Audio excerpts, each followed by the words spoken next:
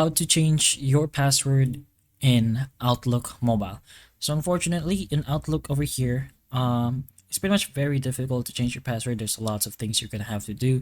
So we have a faster way you can do this. Since your Microsoft account is pretty much what you're gonna use for your Outlook over here, you can go ahead and do this in your browser. So first of all, you can go ahead to any preferred browser. We're just gonna go with Chrome over here, and you're gonna search for Outlook. So go ahead into Outlook over here and just log in with whatever email or whatever account you used for your Outlook app. So go ahead here to the sign in option, press on continue to sign in, and put in the email that we mentioned. So again, make sure the email you're using is the one that you used in your Outlook. Once you've pressed on next, you're gonna go ahead and press on the other ways to sign in option.